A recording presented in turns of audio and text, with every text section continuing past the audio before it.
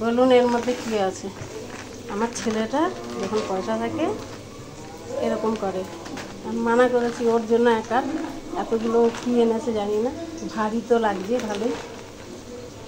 খোল যা সিম সিম, ধর তো সেই হাত ধুচ্ছে, এমনি ছিঁড়ে দিচ্ছি। হ্যাঁ এমনি করে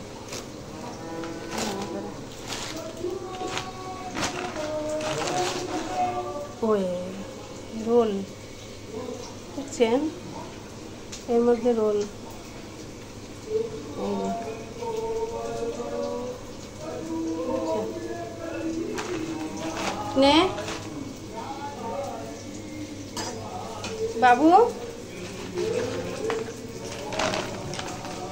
হ্যাঁ ইয়ে দিয়েছে, এনে ধর ধর তো।